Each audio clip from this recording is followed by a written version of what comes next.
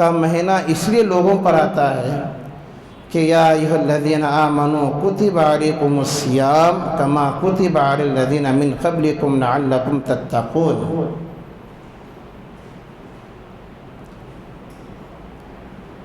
اب ایک سوال پیدا ہوتا ہے کہ رمضان کے مہینے اللہ نے فرض کیوں فرمائے؟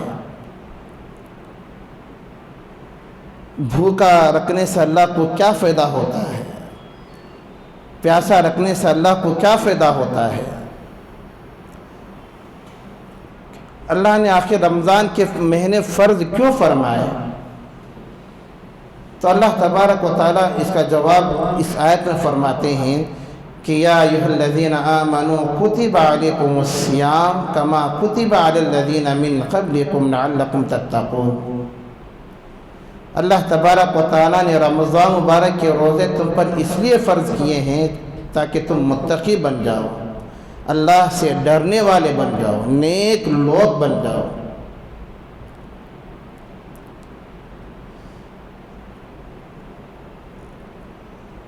بس یہ دنیا کا ایک سفر ہمارا چل رہا ہے، کب ختم ہوتا ہے اللہ ہی بہتر جانتے ہیں۔ اس لیے حدیث پاک کے اندر اللہ کے رسول علیہ السلام رمضان کے متعلق 2 ماہ پہلے دعا فرماتے تھے، اللہم بارک لنا فی رجب شعبان وبلغنا رمضان۔ 2 ماہ پہلے اللہ کے نبی علیہ السلام رمضان کے بارے میں دعا فرماتے کہ اللہ شعبان میں، رجب میں برکت عطا فرما اور رمضان تک ہمیں صحیح پہنچا دے۔ کہیں ایسا نہ ہو کہ ہم شعبان میں تو زندہ تھے، رجب میں بھی زندہ تھے، اور جیسے رمضان کا مہینہ شروع ہوا دنیا سے چلے گئے یا بستر کے حوالے ہو گئے یا کوئی بیماری ایسی لگ گئی کہ ہم عبادت نہیں کر سکے، اس لیے اللہ کے نبی علیہ السلام 2 ماہ پہلے دعا فرماتے تھے، اے اللہ جس طرح تو نے رجب کے مہینے میں صحت عطا کی ہے، تندرستی عطا کی ہے، سر کے بال سے لے کر پیر کے ناخن تک تو نے ہر حصہ صحیح دیا ہے، شعبان کے مہینے میں بھی تو نے صحت عطا فرمایا ہے، اسی طرح رمضان میں بھی صحت عطا فرما۔ کہیں ایسا نہ ہو کہ رجب میں بھی اچھے تھے، شعبان میں بھی اچھے تھے، لیکن جیسے رمضان شروع ہوا بستر کے حوالے ہو گئے یا کسی بیماری نے آ کر دبوچ لیا اور اللہ نہ کرے کہ دنیا سے چلے گئے، اسے اللہ کے نبی علیہ السلام 2 ماہ پہلے رجب میں دعا فرماتے تھے کہ اللہ رمضان تک ہمیں پہنچا دے۔ اس سے بڑھ کر اور کیا فضیلت ہو سکتی ہے؟ اور حدیث پاک کے اندر آتا ہے کہ حضرت عائشہ صدیقہ رضی اللہ تعالیٰ عنہ فرماتی ہیں کہ اللہ کے رسول علیہ السلام 2 ماہ پہلے رمضان کی تیاری کیا کرتے تھے، اس لیے اللہ کے نبی نے فرمایا، حضرت عائشہ صدیقہ رضی اللہ تعالیٰ عنہ فرماتی ہیں کہ رمضان المبارک کے مہینے میں اللہ کے نبی علیہ السلام کا اہتمام 3 باتوں میں زیادہ ہو جاتا ہے۔ پہلی بات، اللہ کے نبی علیہ السلام کثرت سے عبادت کیا کرتے تھے رمضان کے مہینے میں، حالانکہ غیر رمضان میں اللہ کے نبی کی عبادت ایسی تھی کہ حدیث پاک کے اندر آتا ہے کہ حتی یتورط خدماہ، یعنی اللہ کے نبی علیہ السلام کے دونوں قدم مبارک پر ورم آ جاتا ہے۔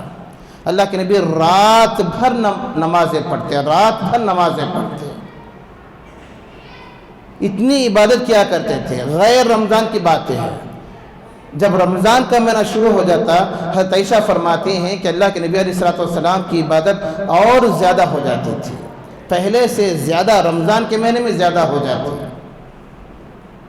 اور دوسری چیز، اللہ کے نبی علیہ السلام صدقے کا زیادہ اہتمام فرماتے ہیں۔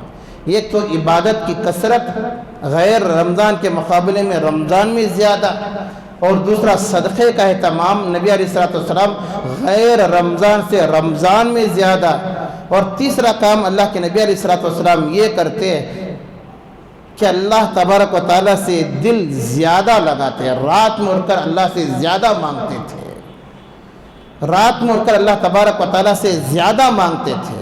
ویسے تو اللہ کے نبی علیہ السلام ہر رات میں اللہ سے مانگتے، لیکن رمضان میں اللہ تبارک و تعالیٰ سے مانگنا اور زیادہ ہو جاتا۔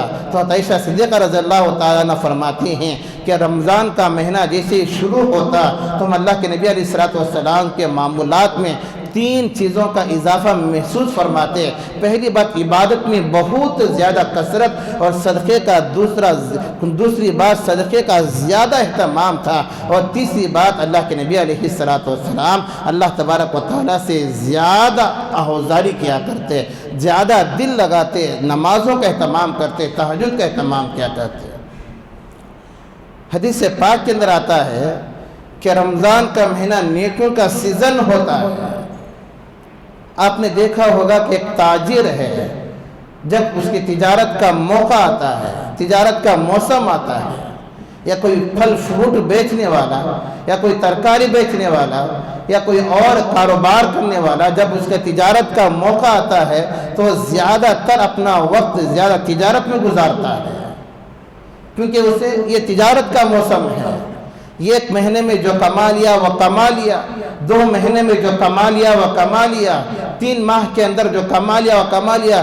جتنا اس کا سیزن ہوتا ہے وہ سیزن جانے سے پہلے اس بات کی پوری کوشش کرتا ہے کہ یہ سیزن جانے سے پہلے میں کما لوں۔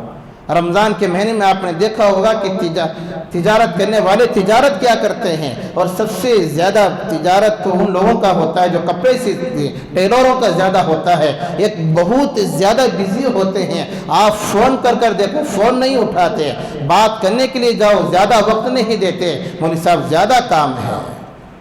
عشاء کی نماز پڑھ کر فوراً دکان میں، ظہر کی نماز پڑھ کر فوراً دکان میں، فجر کی نماز پڑھ کر فوراً دکان میں، تراویح پڑھے تو پڑھے یا نہ پڑھے لیکن پھر دکان کھولتے ہیں، رات کے 12-1 تک دکان کھلا رہتا ہے، فجر کی نماز کے بعد فوراً دکان کھل جاتا ہے، کیوں ان کا ایک سیزن ہے، کمانے کا سیزن ہے۔ ایک بار اگر کما لیے تو پھر آرام سے 2-3 ماہ بیٹھ کر کھا سکتے ہیں، ایک سیزن ہوتا ہے۔ آپ کسی ٹیلر سے بات کر دیکھیں، زیادہ وقت آپ کو نہیں دیں گے، زیادہ وقت آپ کو نہیں دیں گے بات کرنے کے لیے، کیونکہ ایک سیزن ہے ان کا کمانے کا۔ تو اسی لیے علماء نے لکھا ہے کہ رمضان مبارک کا مہینہ بھی ایک نیکیوں کا سیزن ہوتا ہے۔ آدمی اس کے اندر جتنا کما لے، اگر پھر ہاتھ سے رمضان کا مہینہ چلا گیا تو پھر افسوس کرنا پڑتا ہے، اگلے سال کا کوئی بھروسہ نہیں ہے، آئندہ سال تک ہم زندہ رہیں گے یا نہ رہیں گے۔ اس لیے اللہ تبارک و تعالی رمضان کا مہینہ زندگی میں پھر ایک مرتبہ ہم لوگوں کو عطا فرمایا ہے۔ اس سے بڑھ کر اور کیا خوش نصیبی ہو سکتی ہے، اس سے بڑھ کر اور کیا خوش نصیبی ہو سکتی ہے، اور اس سے بڑھ کر ایک خوش نصیبی یہ بھی ہے کہ رمضان کا مہینہ تو اللہ نے دے دیا، لیکن رمضان کا مہینہ جیسا گزارنا ویسا گزارے، اعمال کے ساتھ، عبادت کے ساتھ، روزوں کے ساتھ، تراویح کے اہتمام کے ساتھ، قرآن مجید کی تلاوت کے ساتھ۔ حدیث پاک کے اندر آتا ہے کہ اللہ کے رسول علیہ السلام نے ارشاد فرمایا کہ رمضان کی فضیلت بیان فرماتے ہوئے نبی علیہ السلام نے ارشاد فرمایا کہ جب رمضان مبارک کا مہینہ شروع ہوتا ہے، شروع سال سے لے کر آخر سال تک جنت کو اللہ تبارک و تعالیٰ سنوارتے ہیں صرف رمضان ہی کی خاطر، رمضان کی 1 مہینے کی خاطر اللہ تبارک و تعالیٰ شروع سال سے لے کر آخر سال تک پورا سال رمضان کے مہینے کو جنت کو سنوارتے ہیں رمضان کی خاطر۔ پھر حدیث پاک کے اندر آتا ہے کہ اللہ کے نبی نے ارشاد فرمایا کہ جب رمضان مبارک کی پہلی رات ہوتی ہے، اللہ تبارک و تعالیٰ کے عرش کے نیچے سے ایک ہوا چلتی ہے جس کا نام مسیرہ ہے، اور یہ ایسی ہوا ہوتی ہے کہ جس کی وجہ سے جنت کے درختوں کے پتے اور جنت کے درختوں کے کیوار بجنے لگتے ہیں، اور ایسی سریلی آواز اس ہوا سے نکلتی ہے کہ جس سے سننے والوں نے آج تک اس سے اچھی آواز کبھی نہیں سنی ہوگی۔ جنت کی حوریں خوبصورت حوریں اور خوبصورت آنکھوں والی حوریں اپنی جگہوں سے نکل کر باہر کھڑی ہو جاتی ہیں، پہلی رات کا مسئلہ ہے، اپنے بالا خانوں سے نکل کر باہر کھڑے ہو جاتی ہیں۔ پھر جنت کا جو داروغہ ہے، جس کا نام رضوان ہے، کیونکہ اللہ تبارک و تعالیٰ جنت کے دروازے کے پاس ایک فرشتے کو اللہ نے مقرر کر دیے ہیں، کھڑا کر دیا، ان کا نام رضوان ہے۔ یہ جنت کے نگراں ہیں۔ جہنم کے ایک فرشتے ہیں جو جہنم کے دروازے پر کھڑے ہوتے ہیں، ان کا نام مالک ہے۔ وہ خوبصورت آنکھوں والی حوریں جنت کے داروغہ سے رضوان سے پوچھتے ہیں کہ آج کون سی رات ہے؟ تو فرشتے کہتے ہیں کہ آج رمضان مبارک کی پہلی رات ہے، آج رمضان کی پہلی رات ہے۔ پھر حق تعالی شانہ اللہ تبارک و تعالی فرشتوں سے فرماتے ہیں کہ جنت کے دروازے کھول دو اور جہنم کے دروازے بند کر دو۔ پھر اللہ تبارک و تعالی حضرت جبرائیل علیہ السلام کو حکم دیتے ہیں کہ جبرائیل جنت چھوڑ کر آپ نیچے چلے جاؤ، زمین پر چلے جاؤ، جتنے سرکش شیاطین ہیں ان تمام کو پکڑو، ان کے گلے میں توق پہنا دو اور دریا کے اندر بہکا دو تاکہ میرے امت کے روزے داروں کے روزوں کو خراب نہ کریں۔ حدیث پاک کے اندر آتا ہے کہ اللہ کے نبی علیہ السلام نے ارشاد فرمایا کہ جب رمضان مبارک کی پہلی رات آتی ہے، پہلی رات سے لے کر آخر رات تک اللہ تبارک و تعالیٰ 3 دفعہ یہ اعلان فرماتے ہیں، 3 دفعہ اعلان فرماتے ہیں کہ ہے کوئی مغفرت چاہنے والا کہ میں اس کی مغفرت کر دوں۔ ہم لوگوں کو اس کا احساس نہیں ہوتا، ہم لوگوں کو یہ اعلان سنے نہیں آتا۔ مسجد کے اندر اگر اعلان کرے تو باہر سنے آتا ہے، محلے میں کوئی اعلان کرے تو باہر سنے آتا ہے، گھر کے باہر اگر کوئی شور کرے تو سنے آتا ہے، اگر آواز کرے تو سنے آتا ہے، لیکن یہ یقین کے ساتھ اب دل کے اندر بٹھائیں۔ حدیث پاک ہے، اللہ کے نبی نے ارشاد فرمایا کسی کو یقین ہو یا نہ ہو، آج سے 1400 سال پہلے نبی علیہ السلام نے فرمایا کہ جب رمضان کی پہلی رات شروع ہوتی ہے، پہلی رات سے لے کر آخر رات تک، چاہے 29 کا روزہ ہو یا 30 کا روزہ ہو، نبی علیہ السلام نے ارشاد فرمایا کہ اللہ تبارک و تعالی ہر رات یہ فرشتوں کے ذریعے اعلان فرماتے ہیں کہ ہے کوئی مغفرت چاہنے والا کہ میں اس کی مغفرت کر دوں، ہے کوئی اپنی روزی میں وسعت چاہنے والا کہ میں اس کی روزی میں برکت دوں، ہے کوئی اپنے گناہوں سے معافی مانگنے والا کہ میں اس کے گناہوں کو معاف فرما دوں، ہے کوئی توبہ کرنے والا کہ میں اس کی توبہ قبول کروں، ہے کوئی مصیبت سے چھٹکارا پانے والا کہ میں اسے مصیبت سے چھٹکارا عطا فرما دوں۔ یہ ہر رات اعلان ہوتا ہے، کل سے شروع ہو گیا ہے۔ سال کے 11 مہینے یہ اعلان ہو یا نہ ہو، لیکن رمضان میں خاص کر اعلان ہوتا ہے۔ لیکن سال کے 11 مہینے تہجد کے وقت اعلان ہوتا ہے۔ تہجد کی بڑی فضیلت ہے نا، تہجد کے وقت اعلان ہوتا ہے۔ حدیث پاک کے اندر آتا ہے کہ اگر کوئی بندہ رات میں سو جاتا ہے، پھر رات میں تہجد پڑھنے کے ارادے سے فجر کی نماز سے کچھ دیر پہلے اٹھ جاتا ہے، تو حق تعالی شانہ پہلے آسمان پر آ جاتے ہیں، پھر یہ اعلان کراتے ہیں کہ بندوں میں اعلان کر دو کہ ہے کوئی مغفرت چاہنے والا کہ میں اس کی مغفرت کر دوں، ہے کوئی روزی میں وسعت چاہنے والا کہ اس کی روزی میں برکت دوں، ہے کوئی چھٹکارا مصیبت سے چھٹکارا چاہنے والا کہ اسے مصیبت سے نجات عطا کروں۔ لیکن یہ تہجد کے وقت کا اعلان ہے، لیکن یہ سال کے 11 مہینے کا اعلان ہے۔ لیکن حدیث پاک کے اندر آتا ہے رمضان میں خاص کر اللہ تبارک و تعالیٰ 3 دفعہ یہ اعلان فرماتے ہیں، فرشتوں کے ذریعے سے اعلان فرماتے ہیں۔ اللہ تبارک و تعالیٰ کا یہ اعلان کوئی سنے یا نہ سنے، لیکن آج سے 1400 سال پہلے نبی علیہ السلام نے اپنی زبان سے ارشاد فرما دیا، اور اللہ کے نبی علیہ السلام کی حدیث کبھی چھوٹی نہیں ہو سکتی۔ اللہ تبارک و تعالیٰ فرماتے ہیں کہ ما ضل صاحبکم وما غوا وما ينطق عن الهوى ان هو الا وحی یوحى۔ نبی علیہ السلام اپنی زبان سے وہی کہتے ہیں جو اللہ کہتے ہیں۔ اللہ کے رسول علیہ السلام اپنی طرف سے کوئی بات نہیں کہتے۔ وما ينطق عن الهوى ان هو الا وحی یوحى۔ اللہ کے رسول علیہ السلام اپنی زبان سے اپنی طرف سے کوئی بات نہیں کہتے۔ اللہ تبارک و تعالیٰ وہ جو بات ذہین میں ڈالتے ہیں نا، جس بات کا دل کے اندر القاء کیا جاتا ہے، جو بات دل کے اندر اللہ تبارک و تعالیٰ ڈالتے ہیں، جو وحی کے ذریعے سے اللہ تبارک و تعالیٰ نبی کو بتاتے ہیں، وہی بات اللہ کے نبی امت کے سامنے بتاتے ہیں، امت کے سامنے پیش کرتے ہیں۔ نبی علیہ الصلوۃ والسلام اپنی زبان سے کوئی بات نہیں کہتے اپنی طرف سے، تو ہر رات یہ اعلان ہوتا ہے، لیکن بڑے افسوس کے ساتھ کہنا پڑتا ہے، بڑا افسوس ہے، لیکن کچھ لوگ رات میں مسلمان رمضان کے مہینے میں بھی، رمضان مبارک کے مہینے میں بھی ایسا کام کرتے ہیں جس کی کوئی انتہا نہیں ہے۔ کوئی موبائل دیکھنے والا رات میں 2-3 تک موبائل دیکھتا رہتا ہے، حالانکہ کتنی بڑی فضیلت والی رات ہے۔ اگر اس بات کو آپ ذہن کے اندر بٹھا لیں، دل کے اندر بٹھا لیں کہ بھی آج کی رات اللہ تبارک و تعالیٰ فرشتوں کے ذریعے سے اعلان فرماتے ہیں، چلو اللہ سے مانگتے ہیں۔ مسجد میں آنا کوئی ضروری نہیں ہے، گھر کے اندر کونے میں بیٹھ کر اللہ سے مانگو، گھر کے اندر کونے میں بیٹھ کر اللہ سے مانگو، اللہ تبارک و تعالیٰ پھر دیکھو کیسی مصیبت کو دور نہیں فرماتے۔ اگر روزی کی پریشانی ہے مانگ کر دیکھو، پھر اللہ تبارک و تعالیٰ کیسے روزی کے راستے نہیں کھولتے۔ تو رمضان مبارک کا مہینہ اللہ تبارک و تعالیٰ سے مانگنے کا مہینہ ہے۔ حدیث پاک کے اندر آتا ہے کہ نبی علیہ الصلوۃ والسلام نے ارشاد فرمایا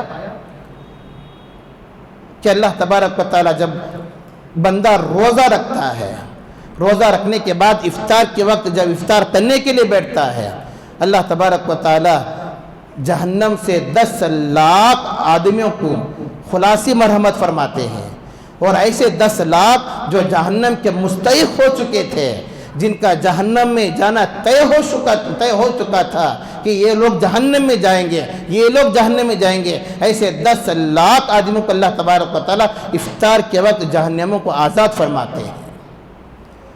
اور ایک حدیث پاک کے اندر نبی علیہ الصلوۃ والسلام نے ارشاد فرمایا کہ جب جمعہ کا دن ہوتا ہے یا جمعہ کی رات ہوتی ہے، نبی علیہ الصلوۃ والسلام نے ارشاد فرمایا کہ جمعہ کا دن ہر گھڑی میں اللہ تبارک و تعالیٰ 10 لاکھ آدمیوں کو جہنم سے خلاصی مرحمت فرماتے ہیں۔ اتنی اس سے بڑھ کر اور کیا فضیلت ہو سکتی ہے رمضان مبارک کی۔ اور ایک حدیث کے اندر اللہ کے نبی نے ارشاد فرمایا کہ اللہ تبارک و تعالیٰ میرے امت کے روزہ داروں کو 5 چیزیں خصوصی طور پر عطا فرمائے ہیں جو پچھلے لوگوں کو اللہ نے نہیں عطا فرمائے تھے۔ 5 چیزیں خصوصی طور پر اللہ نے عطا فرمائے ہیں جو پچھلے لوگوں کو اللہ نے نہیں عطا فرمائے تھے۔ صحابہ نے پوچھا کہ یا رسول اللہ وہ کون سی 5 چیزیں ہیں؟ تو نبی علیہ الصلوۃ والسلام نے ارشاد فرمایا کہ روزے دار کی منہ کی بدبو اللہ کے نزدیک مشک سے کی بھی خوشبو سے بھی زیادہ پسندیدہ ہے۔ روزے کی حالت میں جو اندر مادے سے جو بدبو نکلتے ہیں نا، سامنے والے کو اگرچہ کہ خراب محسوس ہوتا ہے، لیکن نبی علیہ الصلوۃ والسلام نے ارشاد فرمایا کہ روزے دار کی منہ کی بدبو اللہ کے نزدیک مشک کی خوشبو سے بھی زیادہ پسندیدہ ہے۔ پھر اللہ کے نبی علیہ الصلوۃ والسلام نے ارشاد فرمایا کہ روزے دار کے لیے صبح سے لے کر شام تک سمندر کی مچھلیاں مغفرت کی دعا کرتے ہیں۔ صبح سے لے کر شام تک روزے دار کے لیے مغفرت کی دعا کرتے ہیں۔ پھر اللہ کے نبی علیہ الصلوۃ والسلام نے ارشاد فرمایا کہ روزے دار کے لیے جنت کو سنوارا جاتا ہے، ہر دن سنوارا جاتا ہے۔ اللہ تبارک و تعالیٰ فرشتوں سے فرماتے ہیں کہ جنت کو سنوارو کہ میرے بندے ان قریب دنیا کی تکلیف اٹھا کر، دنیا کی مشقتیں اٹھا کر میرے پاس آئیں گے، اس لیے جنت کو ان کے استقبال کے لیے سنوار دیا کرو۔ چوتھی چیز نبی علیہ الصلوۃ والسلام نے ارشاد فرمایا کہ سرکش شیاطین کو اللہ تبارک و تعالیٰ قید فرما دیتے ہیں، ان کو پکڑ کر گلے میں توق پہنا کر دریا کے اندر پھینک دیتے ہیں رمضان میں، تاکہ روزے داروں کے روزوں کو خراب نہ کریں۔ 5ویں چیز اللہ کے نبی نے فرمایا کہ جب رمضان کا آخری دن ہوتا ہے، اللہ تبارک و تعالیٰ روزوں کے بدلے میں، تراویح کے بدلے میں اور اعتکاف کے بدلے میں، قرآن مجید کے سننے اور سنانے کے بدلے میں، صدقہ اور خیرات کے بدلے میں، نبی علیہ الصلوۃ والسلام نے ارشاد فرمایا کہ جب رمضان کا آخری دن ہوتا ہے اللہ تبارک و تعالیٰ مغفرت فرما دیتے ہیں۔ یہ 5ویں چیز ہے۔ صحابہ نے پوچھا کہ یا رسول اللہ صلی اللہ علیہ وسلم مغفرت والی رات کیا شب قدر ہے؟ شب قدر میں اللہ تبارک و تعالیٰ لوگوں کی مغفرت فرماتے ہیں؟ اللہ کے نبی نے فرمایا کہ نہیں، آخری جو چاند رات ہوتی ہے وہ مغفرت والی رات ہوتی ہے۔ دنیا کا بھی ایک دستور ہے، آپ کسی ملازم کو کام کرنے کے لیے رکھتے ہیں، کسی کام کرنے والے کو کام کرنے کے لیے رکھتے ہیں، پھر اس کا کام کا جو آخری دن ہوتا ہے اس وقت اس کی مزدوری دی جاتی ہے، تو اللہ کے نبی نے فرمایا کہ دنیا کا بھی ایک دستور ہے کہ جب کام کا آخری دن ہوتا ہے اس وقت اس کی مزدوری دی جاتی ہے۔ تو شب قدر مغفرت والی رات بعد میں ہے، لیکن آخری جو چاند رات ہوتی ہے اس رات میں اللہ تبارک و تعالی رمضان کے اعمال کے تمام عمل کے بدلے میں اللہ تبارک و تعالی اس کی مغفرت فرما دیتے ہیں۔ یہ 5ویں خصوصیت ہے۔ حضرت اعمش رحمۃ اللہ علیہ تابعین میں سے ہیں، فرماتے ہیں کہ ایک رمضان سے لے کر دوسرے رمضان تک، ایک حج سے لے کر دوسرے حج تک، ایک عمرے سے لے کر دوسرے عمرے تک، اور ایک نماز سے لے کر دوسرے نماز تک، اگر کوئی بندہ گناہ کبیرہ کرتا ہے تو اللہ تبارک و گناہ صغیرہ کو معاف فرما دیتے ہیں، لیکن بشرط ہے کہ کبیرہ گناہ سے بچتا رہے، چھوٹے گناہ تو اللہ معاف فرما دیتے ہیں۔ ایک رمضان سے لے کر دوسرے رمضان تک جتنے گناہ کیے ہیں یہ چھوٹے گناہ تو معاف ہو جاتے ہیں، ایک عمرے سے لے کر دوسرے عمرے تک جتنے چھوٹے گناہ کیے ہیں وہ چھوٹے گناہ تو معاف ہو جاتے ہیں، ایک حج سے لے کر دوسرے حج تک جتنے چھوٹے گناہ کیے ہیں جس کو گناہ صغیرہ کہا جاتا ہے وہ چھوٹے گناہ تو معاف ہو جاتے ہیں، ایک نماز سے لے کر دوسری نماز تک گناہ صغیرہ تو معاف ہو جاتے ہیں، لیکن کبیرہ گناہ تو بغیر توبہ کے معاف نہیں ہوتے۔ حدیث پاک کے اندر آتا ہے کہ اللہ کے نبی علیہ الصلوۃ والسلام نے ارشاد فرمایا کہ رمضان کی اتنی بڑی فضیلت ہے، رمضان کے روزوں کی اتنی بڑی فضیلت ہے، جب اللہ تبارک و تعالیٰ جنت والے جنت میں چلے جائیں گے ایک اعلان فرشتہ اعلان کرے گا کہ روزے دار کہاں ہیں؟ باب الریان، جنت کے 8 دروازے ہیں، ان میں سے ایک دروازہ صرف روزے دار ہی اندر داخل ہوں گے جسے باب الریان کہا جاتا ہے۔ جب روزے دار اس دروازے سے اندر چلے جائیں گے تو حدیث پاک کے اندر آتا ہے نبی علیہ الصلوۃ والسلام نے ارشاد فرمایا کہ اللہ تبارک و تعالیٰ اس دروازے کو بند کر دیتے ہیں۔ جب جنت روزے دار چلے گئے اندر، دنیا کے اندر روزہ رکھنے والے، رمضان کے مہینے میں فرض روزہ رکھنے والے تمام لوگ اندر چلے گئے تو نبی نے ارشاد فرمایا کہ وہ دروازہ بند کر دیا جاتا ہے، پھر اس دروازے سے کوئی اور دوسرا عمل کرنے والا نہیں جا سکتا۔ دین کے اندر جتنے بھی اعمال ہیں ہر عمل اپنی عبادت اپنی جگہ پر صحیح ہے، اپنی جگہ پر ایک عبادت ایک مقام رکھتا ہے۔ نماز سب سے بڑی چیز ہے، اللہ کے نبی نے ارشاد فرمایا کہ الصلاۃ عماد الدین، نماز دین کا ستون ہے، اور نماز کو اپنے وقت پر پڑھنے سے گناہ معاف ہو جاتے ہیں۔ اور اللہ کے نبی علیہ الصلوۃ والسلام نے ارشاد فرمایا کہ جو بندہ نماز کا اہتمام کرتا ہے، نبی نے ارشاد فرمایا کہ میں وعدہ کرتا ہوں کہ بندہ جنت میں جائے گا۔ تو نماز کا ایک مقام ہے، اسی طرح اگر کوئی بندہ حج کرتا ہے تو حج کا بھی ایک مقام ہے، حج کرنے والا گناہوں سے ایسے پاک ہو جاتا ہے جیسے کہ آج ہی اس کی ماں نے اسے جنا ہے، گناہوں سے پاک صاف ہو کر آتا ہے حج کرنے والا، عمرہ کرنے والا۔ اسی طرح زکوٰۃ کا بھی ایک مقام ہے، نماز کا بھی ایک مقام ہے، حج کا بھی ایک مقام ہے۔ حج بھی ایک عبادت ہے، نماز بھی ایک عبادت ہے، روزہ بھی ایک عبادت ہے، لیکن ان تمام عبادتوں میں روزہ سب سے الگ ہی عبادت ہے۔ آپ نماز پڑھنے والے کو کم از کم مسجد میں جو آ کر نماز پڑھتے ہیں تو لوگ کہتے ہیں کہ بھائی ماشاءاللہ یہ نمازی ہیں، نماز پڑھنے والے ہیں۔ حج کرنے والے جو لوگ حج کو جا کر آتے ہیں لوگ کہتے ہیں کہ ماشاءاللہ یہ حاجی صاحب ہیں، حج کو جا کر آئے ہیں۔ عمرہ کرنے والے عمرے کو جا کر آتے ہیں، لوگ کہتے ہیں کہ ماشاءاللہ عمرہ کو جا کر آئے ہیں۔ نماز کا بھی ایک چرچا ہوتا ہے، حج کا بھی ایک چرچا ہوتا ہے، عمرے کا بھی ایک چرچا ہوتا ہے۔ زکوٰۃ اگر آپ کسی کو دے رہے ہیں، دوسروں کو پتہ چلے یا نہ چلے، لیکن سامنے والے کو دے رہے ہیں، جس کو دے رہے ہیں اس سے تو پتہ چلتا ہے کہ یہ زکوٰۃ کا پیسہ ہے، یہ صدقے کا پیسہ ہے، وہ خیرات کا پیسہ ہے۔ لیکن روزہ ایک ایسی عبادت ہے جو صرف بندے و اللہ کے درمیان ہی اس کا تعلق ہے۔ اب یہاں پر جتنا مجمع بیٹھا ہوا ہے ان میں سے کتنے لوگ ایسے ہیں جو بغیر روزے کے ہیں، اس میں سے کتنے لوگ ایسے ہیں جو بغیر روزے کے ہیں۔ نماز کو تو آپ لوگ آئے ہیں، دیکھنے والے یہ سمجھتے ہیں کہ بھائی ماشاءاللہ یہ نمازی ہے، چہرے پر داڑھی ہے، سر پر ٹوپی ہے، جبہ پیجامہ پہنا ہوا ہے، حج کو بھی جا کر آتے ہیں، لوگ سمجھتے ہیں ماشاءاللہ حاجی صاحب ہیں، زکوٰۃ اور صدقہ خیرات دیتے ہیں، ماشاءاللہ لوگ سمجھتے ہیں کہ بھی ماشاءاللہ سخی ہیں، لیکن روزہ ایسی عبادت ہے جس کا تعلق صرف بندے اور اللہ کے درمیان ہی ہوتا ہے۔ اللہ بہتر جانتے ہیں کہ یہاں پر ان میں سے کتنے لوگ روزے سے اور کتنے لوگ روزے سے نہیں ہیں۔ لوگ معمولی بہانے سے روزہ چھوڑ دیتے ہیں، حالانکہ اچھا کھاتے ہیں، اچھا پیتے ہیں، موٹے تازے ہوتے ہیں، لیکن معمولی چھوٹے بہانوں سے نوجوان خصوصاً روزہ چھوڑ دیتے ہیں۔ رمضان کے مہینے میں بھی کتنے لوگ ایسے ہیں جو باہر گٹکا کھاتے ہوئے پھر رہے ہیں، بیڑی پیتے ہوئے پھر رہے ہیں، سگریٹ پیتے ہوئے پھر رہے ہیں۔ کیا شرم نہیں آتی؟ کیا مسلمانوں کو شرم نہیں آتی؟ رمضان کا مہینہ جیسا اس میں بھی لوگ روزہ چھوڑ رہے ہیں، بیڑی پیتے ہوئے پھر رہے ہیں، سگریٹ پیتے ہوئے پھر رہے ہیں، چائے کی دکانوں میں لوگ پھر بھرے پڑے ہیں۔ رمضان جیسا مہینہ ہے۔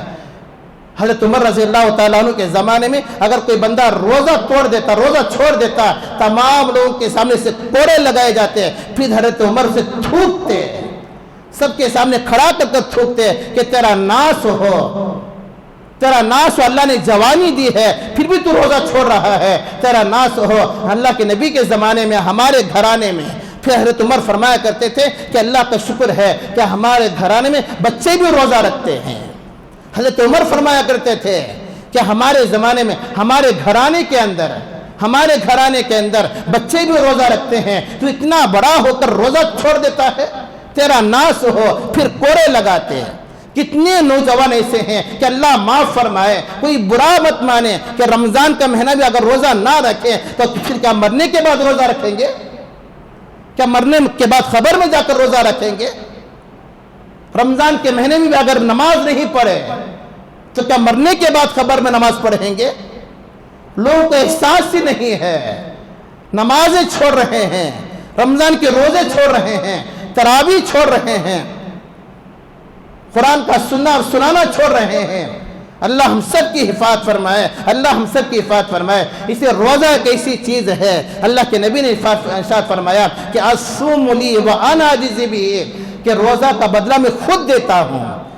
اگر کوئی بندہ نماز پڑھتا ہے، اللہ تبارک و تعالیٰ فرشتوں سے کہتے ہیں کہ اس کا بدلہ لکھ دو۔ اگر کوئی بندہ حج کرتا ہے، اللہ تبارک و تعالیٰ کہتے ہیں، فرشتوں سے کہتے ہیں کہ اس کے حج کا بدلہ لکھ دو۔ اگر کوئی بندہ صدقہ اور خیرات کرتا ہے، زکوٰۃ دیتا ہے، اللہ تبارک و تعالیٰ فرشتوں کو حکم دیتے ہیں کہ جتنے وہ نیک کام کر رہا ہے تم اس نیک کام کا بدلہ لکھ دیا کرو۔ لیکن حدیث پاک کے اندر آتا ہے کہ جب بندہ کوئی روزہ رکھتا ہے تو روزہ کا بدلہ لکھنے کی باری آتی ہے تو اللہ تبارک و تعالیٰ کہتے ہیں کہ الصوم لی وانا اجزی بہ، روزہ میرے لیے بندہ رکھا ہے، اس کا بدلہ میں خود دیتا ہوں، تمہیں دینے کی ضرورت نہیں ہے۔ اور ایک حدیث کے اندر اس میں مفعول کا صیغہ لایا گیا، وانا اجزا بہ، میں خود اس کا بدلہ ہوں۔ نماز پڑھنے سے جنت ملتی ہے، زکوٰۃ دینے سے جنت ملتی ہے، حج کرنے سے جنت ملتی ہے، عمرہ کرنے سے جنت ملتی ہے، صدقہ اور خیرات کرنے سے جنت ملتی ہے، زکوٰۃ دینے سے جنت ملتی ہے، پڑوسیوں کا حق ادا کرنے سے جنت ملتی ہے، کسی یتیم کے سر پر ہاتھ پھیرنے سے جنت ملتی ہے۔ لیکن اللہ کے نبی نے فرمایا کہ روزہ ایک ایسی چیز ہے کہ روزہ رکھنے سے جنت بھی ملتے، جنت والا بھی مل جاتا ہے۔ روزہ ایک ایسا عمل ہے کہ جنت تو ملتی ہے لیکن جنت والا بھی مل جاتا ہے۔ حضرت ربیعہ رضی اللہ تعالیٰ ایک صحابی رسول ہیں، فرماتے ہیں کہ ایک مرتبہ اللہ کے نبی علیہ السلام استنجا سے فارغ ہونے کے لیے تشریف لے گئے، آ کر جب استنجا سے فارغ ہو کر آئے تو دیکھا کہ وضو کے لیے پانی رکھا ہوا تھا۔ اللہ کے نبی نے پوچھا کہ کس نے رکھا ہے؟ حضرت ربیعہ رضی اللہ تعالیٰ عنہ نے آگے بڑھے اور کہا کہ یا رسول اللہ میں نے رکھا ہے۔ تو اللہ کے نبی نے فرمایا کہ سل ربی، کیا مانگنا چاہتے ہو مانگو۔ تو انہوں نے کہا کہ یا رسول اللہ میں کوئی اور چیز نہیں مانگنا چاہتا، دنیا کی کوئی چیز مجھے اور نہیں چاہیے، بس یہ چیز میں آپ سے مانگنا چاہتا ہوں، دنیا کے اندر بھی جس طرح آپ کی صحبت میں نے اختیار کی ہے اسی طرح آخرت میں بھی آپ کی صحبت اختیار کروں، جنت میں بھی آپ کے ساتھ رہوں، جس طرح دنیا کے اندر میں آپ کے ساتھ ہوں، جس طرح دنیا کے اندر میں آپ کے ساتھ اٹھتا بیٹھتا ہوں، اسی طرح آخرت میں بھی میں آپ کے ساتھ رہوں۔ یہ صحابہ کی خوش نصیبی تھی کہ حضرات صحابہ کرام رضی اللہ عنہم اجمعین ہر ہمیشہ ان کے سامنے یا تو اللہ کے نبی کی محبت تھی، یا تو اللہ کی محبت تھی، یا تو پھر اپنی آخرت کا تصور تھا کہ مرنے کے بعد دنیا سے جانا ضرور ہے، یہاں سے مر کر جانا ضرور ہے، اللہ کے سامنے کھڑے ہونا ہے، حشر کے میدان میں کھڑے ہونا ہے، خبر میں سوال جواب دینا ہے، پھر پل صراط سے گزرنا ہے، پھر جنت کا یا جہنم کا فیصلہ ہوگا۔ جنت کا فیصلہ ہوگا تو کیا پھر یہ بڑی خوش نصیبی ہے، اگر جہنم کا فیصلہ ہوگا تو پھر ہم کہاں جائیں گے۔ یہ حضرات صحابہ کرام رضی اللہ عنہم اجمعین کے سامنے بس ایک ہی چیز تھی کہ اپنی آخرت کی فکر تھی، اپنی آخرت کی فکر تھی۔ دنیا تو ان کے سامنے ہیچ تھی، کچھ بھی نہیں تھی دنیا۔ جانتے تھے صحابہ دنیا کیا چیز ہے، مچھر کے پر کے برابر بھی دنیا کی حیثیت نہیں ہے، مچھر کے پر کے برابر بھی دنیا کی حیثیت نہیں ہے۔ اس لیے صحابہ کے نزدیک دنیا کی کوئی حیثیت نہیں تھی۔ اس لیے حضرات صحابہ کرام فرماتے ہیں نا کہ ایک مرتبہ اللہ کے رسول علیہ السلام کے ساتھ ہم سفر میں جا رہے تھے، دیکھا کہ ایک مردار چیز پڑی ہوئی ہے، بکری مری پڑی ہوئی ہے۔ صحابہ اللہ کے نبی نے پوچھا کیا مالک نے اس کو ایسے ہی پھینک دیا ہے، بیکار سمجھ کر پھینک دیا ہے؟ تو صحابہ نے فرمایا کہ ہاں یا رسول اللہ صلی اللہ علیہ وسلم، مالک نے اس کو بیکار سمجھ کر پھینک دیا، کیونکہ مر گئی ہے، اب مردار ہے، مردار کیا کام آئے گی؟ تو اللہ کے نبی نے فرمایا کہ اس طرح مالک نے اسے بیکار سمجھ کر کوئی قیمت نہیں ہے یہ سمجھ کر اس کو پھینک دیا ہے، تو اللہ تبارک و تعالیٰ کے نزدیک دنیا کی بھی یہی قیمت ہے، دنیا کی کوئی حیثیت نہیں ہے، مچھر کے پر کے برابر دنیا کی کوئی حیثیت نہیں ہے۔ آج انسان دنیا دنیا دنیا کہہ کر دنیا ہی کے حوالے ہو گیا ہے۔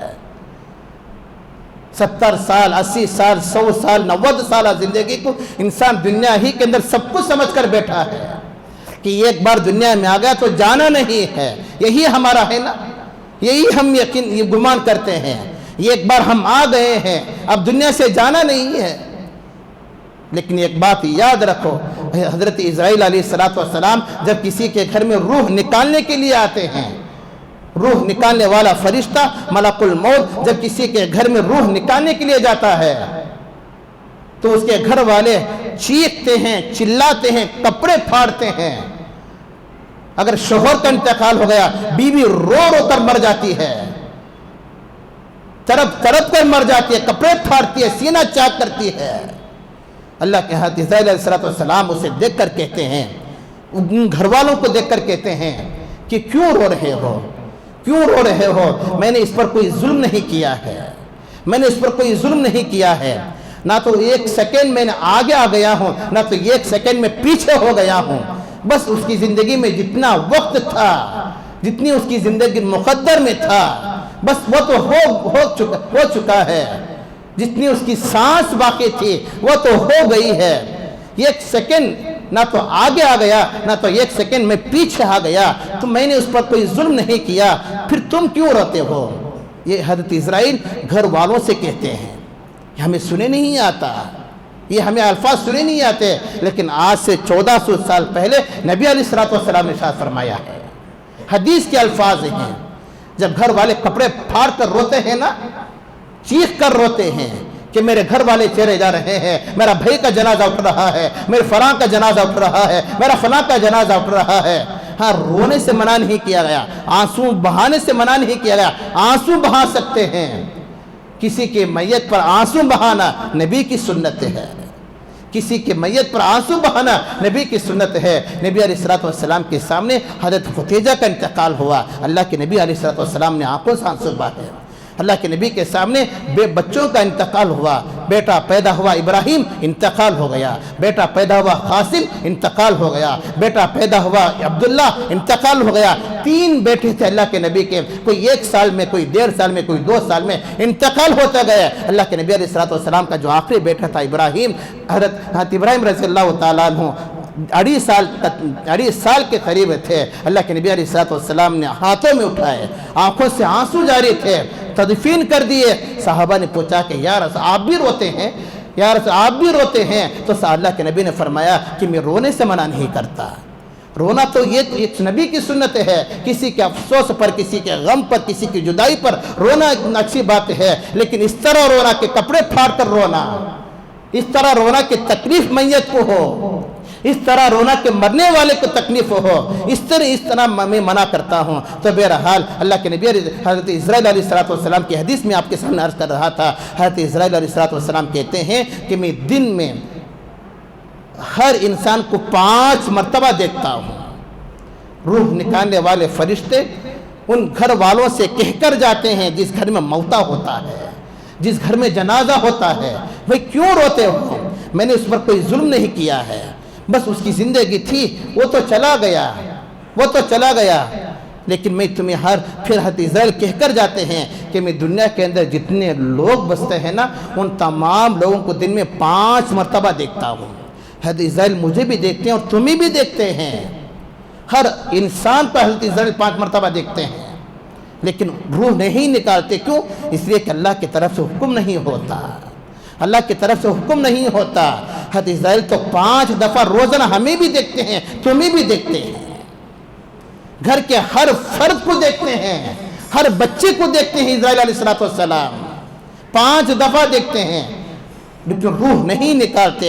کیوں؟ اس لیے کہ ابھی اللہ کی جانب سے حکم نہیں ہوتا، فیصلہ نہیں ہوتا کہ روح نکالو. جب فیصلہ ہو جاتا ہے تو پھر روح نکال کر چلے جاتے ہیں. پھر حضرت اسرائیل علیہ السلام کہتے ہیں کہ میں نے اس میت پر کوئی ظلم تو نہیں کیا ہے. پھر آخر میں ایک بات کہہ کر جاتے ہیں. ایک بات یاد رکھو، اگر دنیا کے اندر کسی چمٹی کی بھی روح نکالنا ہے، دنیا کے اندر اگر کسی چمٹی کی بھی روح نکالنا ہے، اگر کسی درخت کے پتے کی بھی روح نکالنا ہے، کسی جانور کی بھی اگر روح نکالنا ہے، میں اس وقت تک نہیں نکالتا جب تک کہ اللہ کی طرف سے حکم نہ ہو، جب تک کہ اللہ کی طرف سے فیصلہ نہ ہو میں نہیں نکالتا. یہ میرے اختیار میں نہیں ہے، یہ تو اللہ کا فیصلہ ہے، یہ تو اللہ کا فیصلہ ہے، اللہ کا امر ہے، اللہ کا فیصلہ. اللہ کہتے ہیں تو پھر میں کرتا ہوں. پھر مجھے کیا ضرورت ہے روح نکالنے کی؟ یہ دنیا کو زندگی چھوٹی سی زندگی ہے، 90 سالہ 100 سالہ انسان اس دنیا کی چھوٹی سی زندگی کو دنیا ہی سب کچھ سمجھ کر بیٹھ گیا ہے. رمضان جیسا مہینہ ہمارے سامنے چل رہا ہے. آج رمضان کی پہلا جمعہ ہے اور پہلا روزہ ہے. اللہ سے دعا کرے کہ اللہ تبارک و تعالی رمضان کی صحیح اعمال اللہ کرنے کے ہمیں توفیق عطا فرمائے. رمضان کا مہینہ ایسا مت گزارو جیسا ہر مہینہ گزارتے ہو.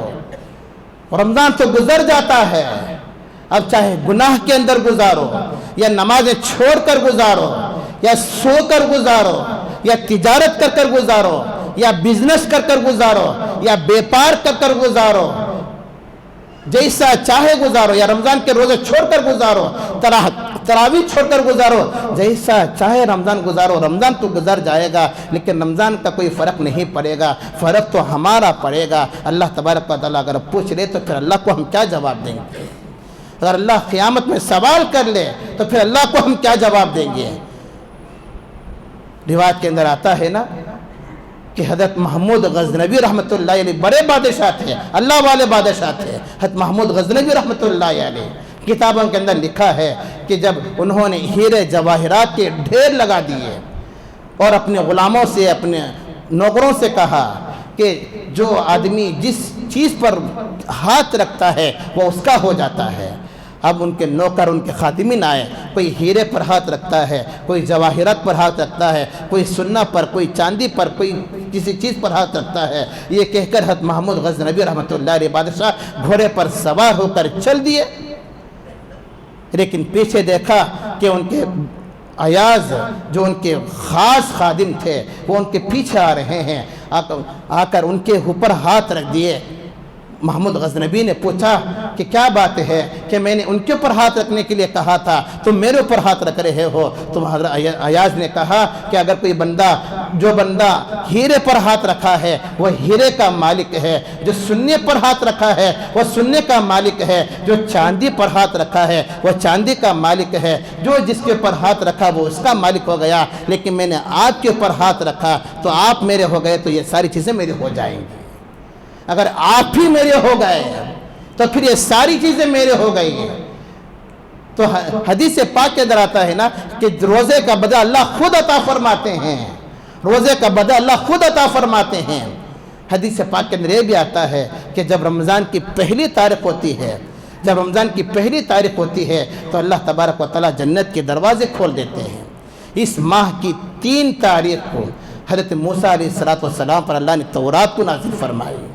اسی ماہ کی 6 تاریخ کو حضرت عیسیٰ علیہ السلام پر اللہ نے انجیل نازل فرمائی۔ اسی ماہ کی 13 تاریخ کو حضرت داؤد علیہ السلام پر اللہ نے زبور کو نازل فرمایا۔ اور اسی ماہ میں جو جنگ بدر، جو مشہور جنگ ہے، حق و باطل کا جو سب سے پہلا معرکہ پیش آیا، جو جنگ ہوئی جنگ بدر، اسی ماہ کے اندر پیش آیا۔ اور اسی ماہ کے اندر قرآن کریم نازل ہوا، اسی مہینے میں مکہ فتح ہوا، اور اسی مہینے میں اللہ کے نبی علیہ السلام کی سب سے زیادہ چاہنے والی زوجہ محترمہ حضرت عائشہ صدیقہ رضی اللہ تعالیٰ عنہ کا انتقال ہوا۔ دین بہت آسان ہے، دین عمل کرنے والوں پر بہت آسان ہے۔ حدیث پاک کے اندر آتا ہے کہ اگر کوئی بندہ اس مہینے میں یہ ایک فرض بھی ادا کرتا ہے تو 70 فرضوں کے برابر اللہ عطا فرماتے ہیں، ثواب عطا فرماتے ہیں۔ اگر کوئی بندہ یہ ایک نفل بھی ادا کرتا ہے تو یہ ایک فرض کے برابر اللہ ثواب عطا فرماتے ہیں۔ علماء نے لکھا ہے کہ روزے کے 3 قسمیں ہیں، روزے کے 3 قسمیں۔ پہلی قسم روزے کی خاص عوام کا روزہ ہے، دوسرا خاص روزہ ہے، تیسرا خاص الخاص روزہ ہے۔ پہلا عوام کا روزہ کیا کہ صرف کھانے سے، پینے سے اور نفسانی خواہشات یعنی بیوی کے پاس سے جا کر صحبت کرنے سے بچنا، ان 3 کاموں سے بچنا یہ عوام کا کام ہے۔ اس کے علاوہ کسی اور سے نہیں بچتے۔ زبان سے بھی گناہ ہو رہا ہے، آنکھوں سے بھی گناہ ہو رہا ہے، ہاتھ اور پیر سے بھی گناہ ہو رہا ہے۔ صرف کھانے سے تو بچ گئے ہیں، پینے سے تو بچ گئے ہیں، نفسانی خواہشات پورا کرنے سے تو ہم لوگ بچ گئے ہیں۔ اس کے علاوہ سر کے بال سے لے کر پیر کے ناخن تک ہر چیز گناہ کے اندر ہے۔ یہ عوام کا روزہ ہے۔ حدیث پاک کے اندر آتا ہے کہ یہ روزہ نہیں ہے، یہ روزہ اللہ تبارک و تعالیٰ کو مطلوب نہیں ہے، اس روزے کی ضرورت نہیں ہے۔ اگر کھانے سے رکنے کا نام روزہ ہے، اگر پینے سے رکنے کا نام روزہ ہے، نفسانی خواہشات سے بچنے کا نام روزہ ہے، تو پھر اس روزے کی ضرورت نہیں ہے۔ سر کے بال سے لے کر پیر کے ناخن تک اللہ نے جتنے اعضاء دیے ہیں ان تمام چیزوں سے بچنے کا نام روزہ ہے۔ یہ عوام کا روزہ۔ اور دوسرا خاص لوگوں کا روزہ جو ان 3 چیزوں سے بچنے کے ساتھ ساتھ جسم کے جو سر کے بال سے لے کر پیر کے ناخن تک اللہ نے جو چیزیں بنائے ان تمام سے بچتے ہیں۔ زبان سے کوئی گناہ نہ ہو جائے، زبان کی بھی حفاظت فرماتے ہیں۔ آنکھ سے کوئی گناہ نہ ہو جائے، اپنی آنکھوں کی بھی حفاظت کرتے ہیں۔ ہاتھوں سے کوئی گناہ نہ ہو جائے، ہاتھوں کو بھی گناہوں سے بچاتے ہیں۔ پیر سے کوئی گناہ نہ ہو جائے، اپنے پیروں کو بھی بچاتے ہیں۔ یہ دوسری قسم ہے جو خاص لوگوں کا روزہ ہے۔ حدیث پاک کے اندر آتا ہے یہ روزہ اللہ کو زیادہ پسند ہے، یہ روزہ اللہ کو زیادہ پسند ہے۔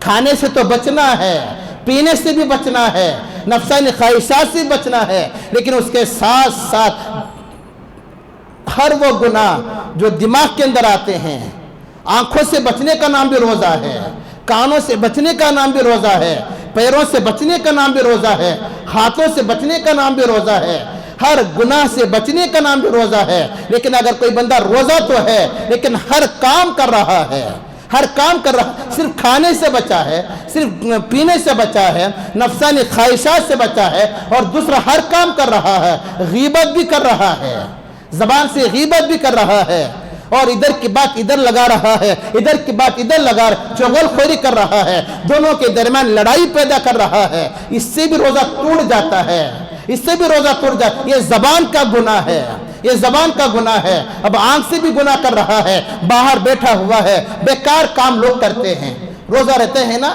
کچھ نوجوان ایسے بھی ہوتے ہیں روزہ رکھ کر باہر بیکار کام کرتے رہتے ہیں، اسے چھیڑنا، اسے چھیڑنا، اسے ستانا، یہ سے بھی روزہ مکروہ ہو جاتا ہے۔ ایسے روزے کی بھی ضرورت نہیں ہے، یہ زبان کا گناہ ہے، آنکھ سے گناہ ہے۔ ان روزے کے اندر ان گناہوں سے بچنے کا نام روزہ ہے، ان چیزوں کا بچنوں کا نام روزہ ہے۔ اگر یہ کام نہیں ہو رہا ہے تو پھر ایسے روزے کی ضرورت ہی نہیں ہے، ایسے روزے کی ضرورت نہیں ہے۔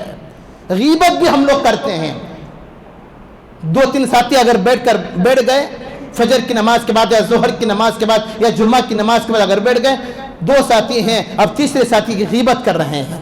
کیا انہوں ایسا کریا کرتے کسی کی پیٹھ پیچھے کسی کی برائی کرنا، اسی کا نام تو غیبت ہے۔ کسی کی پیٹھ پیچھے برائی کرنا، اسی کا نام تو غیبت ہے۔ علماء نے لکھا ہے کہ بعض علماء کا کہنا ہے کہ غیبت سے روزہ بھی توڑ جاتا ہے، غیبت سے روزہ بھی توڑ جاتا ہے، لیکن ہم لوگوں کو اس کا احساس نہیں ہے۔ زبان کی حفاظت کرو، زبان کی حفاظت کرو، نرمی لاؤ رمضان کے مہینے میں۔ یہاں تک کہ حدیث پاک کے اندر فرمایا کہ اگر کوئی لڑائی کرنا چاہتا ہے تو اسے زبان سے کہہ دو کہ بھئی میرا آج روزہ ہے، میں لڑائی نہیں کرنا چاہتا، میں گالی گلوچ کرنا نہیں چاہتا، میں گالی دینا نہیں چاہتا، گالی سننا نہیں چاہتا۔ اس کا نام روزہ ہے۔ ورنہ روزہ رکھ کر ایسے کام کرو جو نہیں کرنا ہے، پھر روزہ رکھ کر کیا فائدہ ہے؟ پھر روزہ رکھ کر کیا فائدہ؟ یہ دوسرے قسم کا روزہ ہے، جو خاص لوگوں کا روزہ جو 3 چیزوں سے بچنے کے ساتھ ساتھ سر کے بال سے لے کر پیر کے ناخن تک ہر چیز سے بچتے ہیں۔ یہ روزہ اللہ تبارک و تعالیٰ کو سب سے زیادہ پسند ہے۔ تیسری قسم روزے کی اخص الخاص ہے۔ ان 3 چیزوں سے بچنا تو ضرور ہے، پھر سر کے بال سے لے کر پیر کے ناخن تک یہ بھی بچنا ہے۔ زبان سے بھی بچنا، آنکھ سے بھی بچنا، ہاتھوں سے بھی بچنا، پیروں سے بھی بچنا۔ ان تمام چیزوں سے بچنے کے ساتھ ساتھ دل کے اندر جو برائی پیدا ہوتی ہے نا، مثلا حسد پیدا ہو رہا ہے، کینہ پیدا ہو رہا ہے، کسی کے بارے میں دشمنی پیدا ہو رہی ہے، کسی سے نفرت پیدا ہو رہی ہے، یہ دل کو پاک کرنے کا نام یہ بھی روزہ ہے۔ یہ سب سے زیادہ پسندہ روزہ ہے، سب سے زیادہ پسندہ روزہ، دل کو پاک کرنے کا نام۔ سامنے والے سے دشمنی تھی، چھوڑ دو دشمنی۔ رمضان کے مہینے میں اس کا تذکرہ ہی مت کرو، رمضان کے مہینے میں اس کا تذکرہ ہی مت کرو۔ سامنے والے سے نفرت ہے، چھوڑ دو اس کا تذکرہ۔ اگر اچھا ہے تو بات کرو، ورنہ چھوڑ دو، کوئی ضرورت نہیں ہے۔ دل پاک رکھو۔ یہ تیسرے خاص لوگوں کا روزہ ہے جو دل پاک کرتے ہیں۔ تو شریعت کے اندر پہلی قسم ہے جو صرف کھانے پینے سے اور نفسانی خواہشات سے بچنا، اس کا نام روزہ نہیں ہے، یہ روزہ شریعت کے اندر مطلوب نہیں ہے۔ تیسری قسم جو ہے اللہ تبارک و تعالیٰ کو بہت زیادہ پسندیدہ ہے۔ اللہ ہم سب کو عمل توفیق عطا فرمائے۔ آخر میں ایک بات عرض کر دوں کہ رمضان کے مخصوص اعمال، خصوصی عمل یہ ہیں کہ رمضان کے خصوصی عمل میں سے پہلا عمل رمضان کے مہینے میں روزہ رکھنا۔ اگر رمضان کے مہینے میں اگر کوئی بندہ روزہ ایک بھی چھوڑ دیتا ہے، ایک بھی روزہ چھوڑ دیا، رمضان کا مہینہ گزر گیا، پھر پورا سال بھی اس ایک روزہ رکھنا چاہے تو ایک روزے کا بدل نہیں ہو سکتا، اس ایک روزے کا بدل نہیں ہو سکتا۔ تو رمضان کا خصوصی عمل روزہ رکھنا، رمضان کا دوسرا خصوصی عمل تراویح کا اہتمام کرنا، رمضان کا تیسرا خصوصی عمل اعتکاف میں بیٹھنا، رمضان کا چوتھا عمل قرآن کریم کو سننا۔ یہ 4 عمل ایسے ہیں جو رمضان ہی میں کیا جاتے ہیں۔ رمضان کا مہینہ اگر چلا گیا، پھر سال کے 11 مہینے یہ کام کرنا چاہیں تو آپ نہیں کر سکتے۔ رمضان کا مہینہ چلا گیا، پھر آپ رمضان کے بعد رمضان کا روزہ رکھنا چاہیں تو روزہ نہیں رکھ سکتے۔ رمضان کا مہینہ چلا گیا، رمضان کے بعد اگر آپ تراویح پڑھنا چاہیں تو تراویح نہیں پڑھ سکتے۔ رمضان کا مہینہ چلا گیا، پھر رمضان کے بعد اگر اعتکاف میں آپ بیٹھنا چاہیں تو اعتکاف میں نہیں بیٹھ سکتے۔ رمضان کا مہینہ چلا گیا، پھر آپ قرآن کریم کی تلاوت سننا چاہیں تو نہیں سن سکتے۔ اس لیے علماء نے لکھا ہے کہ نبی علیہ السلام نے ارشاد فرمایا، یہ 4 کام ایسے ہیں، یہ 4 عمل ایسے ہیں جو صرف رمضان ہی میں کیا جاتا ہے۔ رمضان اگر چلا گیا تو پھر سال کے 11 مہینے یہ اعمال نہیں کر سکتے۔ تراویح نہیں پڑھ سکتے آپ رمضان کے علاوہ، روزہ نہیں رکھ سکتے آپ فرض روزہ رمضان کے علاوہ، اعتکاف میں نہیں بیٹھ سکتے سنت اعتکاف رمضان کے علاوہ، قرآن کریم تراویح کے اندر نہیں سن سکتے رمضان کے علاوہ۔ اگر رمضان چلا گیا تو پھر سال کے 11 مہینے یہ اعمال نہیں کر سکتے. لیکن اس کے باوجود بھی بڑا افسوس کے ساتھ کہنا پڑتا ہے کچھ بندے ایسے ہیں, کچھ لوگ ایسے ہیں تراویح کا رمضان میں روزوں کا اہتمام کرتے ہیں, روزوں کا اہتمام کرتے ہیں, نمازوں کا اہتمام کرتے ہیں, لیکن تراویح میں بہت کم لوگ نظر آتے ہیں. کیا تراویح پڑھنا مصیبت معلوم ہوتی ہے؟ 20 رکعت تراویح پڑھنا, 20 رکعت تراویح پڑھنا, تراویح کے اندر قرآن مجید کا سنانا کیا مصیبت معلوم ہوتی ہے؟ اللہ ہم سب کی حفاظت فرمائے, اللہ ہم سب کی حفاظت فرمائے. گھنٹے گھنٹے باہر بیٹھنا لوگوں کو آسان ہے, بیکار ٹائم پاس کرتے رہتے ہیں, گھنٹے گھنٹے باہر بیٹھے رہتے ہیں, لیکن آدھا گھنٹہ 1 گھنٹہ مسجد کے اندر تراویح کے لیے نہیں بیٹھ سکتے, یا 1 گھنٹہ تراویح کے لیے نہیں کر سکتے. یہ ایک رمضان کی ایک تراویح پر, ایک سجدے پر اللہ تبارک و تعالیٰ 1.5 لاکھ نیکیاں عطا فرماتے ہیں. اس سے بڑی فضیلت کیا ہو سکتی ہے؟ رمضان کی ایک تراویح کے سجدے پر 1.5 لاکھ نیکیاں اللہ عطا فرماتے ہیں. اس سے بڑھ کر اور کیا فضیلت ہو سکتی ہے؟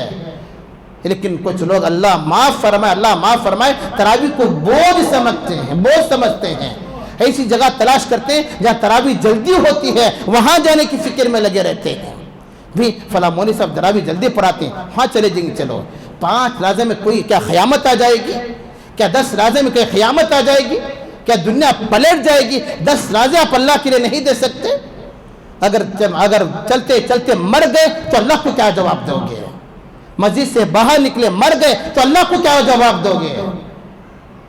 نہیں, رمضان میں تراویح کا اہتمام کرو, روزوں کا اہتمام کرو. اچھے کھاتے پیتے موٹے تازے ہیں, لیکن گٹکا کھاتے ہوئے پھرتے ہیں. شرم نہیں آتی ہمارے نوجوانوں کو, شرم نہیں آتی ہمارے مسلمانوں کو. رمضان میں نہیں سدھرو گے تو کیا پھر مرنے کے بعد سدھرو گے؟ رمضان میں نہیں سدھرو گے کیا تم مرنے کے بعد سدھرو گے؟ خبر میں کیا فرشتے سدھاریں گے؟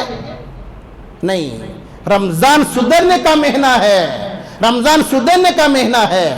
اس لیے اللہ تبارک و تعالیٰ رمضان کے پہلی ہی رات میں شیاطین کو پکڑ کر دریا میں پھینک دیتے ہیں تاکہ میرے نیک بندے مسجد سے دور نہ ہو.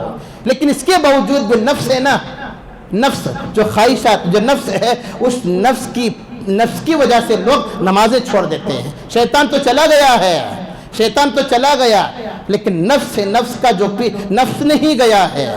ہر انسان کے پیچھے جو نفس ہے نا, اس نفس کی وجہ سے لوگ گناہ کا کام کرتے ہیں.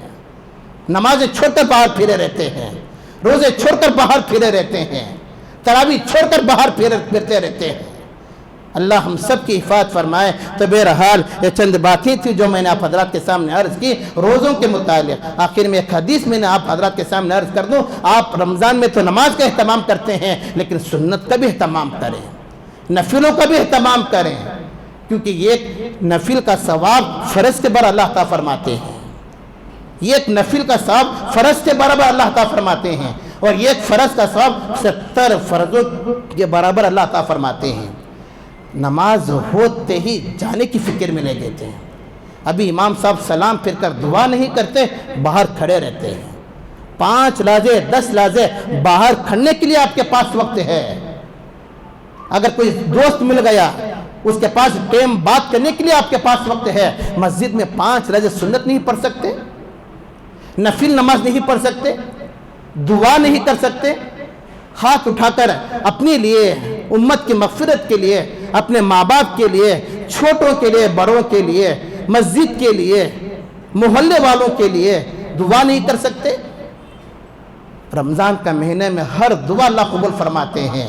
حدیث پاک کے اندر آتا ہے, اللہ کے نبی نے فرمایا اللہ تبارک و تعالیٰ رمضان کے مہینے میں بندے کے ہر 3 دعا قبول فرماتے ہیں, بشرطے کہ وہ صحیح مانگے. لیکن ہم اتنا بیزی ہوتے ہیں کہ 5 لازے دعا مانگنے کا بھی وقت نہیں ملتا, فرصت ہی نہیں ہے. لیکن باہر وقت ہے, گیٹ کے پاس باہر وقت ہے, ٹائم پاس کرنے کے لیے وقت ہے. کوئی دوست مل گیا, گھنٹے بات کرتے رہتے ہیں, 15-20 لازے اسی میں گزار دیتے ہیں. لیکن 5 لازے سنت میں پڑھنے کے لیے وقت نہیں ہے.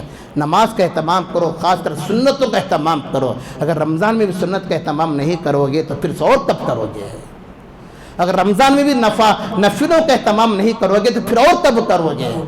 اللہ معاف فرمائے، لوگوں کو معلوم نہیں ہے کہ جمعہ کی فرض نماز سے پہلے 4 رکعت سنت موقدہ پڑھنا ضرور ہے، سنت موقدہ پڑھنا ضرور ہے جمعہ کی 4 رکعت فرض سے پہلے، لیکن نہیں پڑھتے۔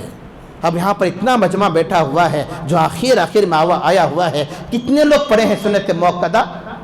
اب امام صاحب سلام پڑھتے باہر چنکھاتے رہتے ہیں، باہر بیکار پھرتے رہتے، آپ برا مت مانو میری بات کو، باہر پھرتے رہتے ہیں، سنت موقدہ نہیں پڑھو گے۔ سنت موقدہ کا مطلب یہ ہے کہ نبی کبھی نہیں چھوڑے اسے سنت موقدہ کہا جاتا ہے، نبی کبھی نہیں چھوڑے اسے سنت موقدہ کہا جاتا ہے۔ جمعہ کے دن فرض سے پہلے 4 رکعت سنت موقدہ، پھر امام صاحب کے سلام پھرنے کے بعد فرض نماز کے بعد 6 رکعت سنت موقدہ، 4 رکعت پھر 2 رکعت۔ اگر نہیں پڑھو گے، خبر میں چلے جاؤ گے، اللہ فرشتے سوال کریں گے ما تقول فی ھذا الرجل، نبی کا چہرہ دکھا کر سوال کریں گے کہ اس محمد کے بارے میں تم کیا کہتے ہو، تو پھر کیا جواب دو گے؟ اگر سنت پر عمل نہیں کرو گے، جب نبی کا چہرہ دکھا کر سوال کیا جائے گا، خبر میں سوال تو ہوتا ہے نا، یہ تو ہر ایک سے ہوتا ہے، ہر ایک سے ہوتا ہے، کہ مسجد کا امام ہوتا ضرور ہے، ہر ایک سے سوال ہوتا ہے ما تقول فی ھذا الرجل، اس محمد کے بارے میں، اس آدمی کے بارے میں کیا کہتے ہو؟ جب نبی کا چہرہ سامنے دکھا کر کہو گے، جب پوچھا جائے گا تو سنتوں کا اہتمام، سنت چھوڑ کر زندگی گزارو گے تو پھر کیا جواب دو گے؟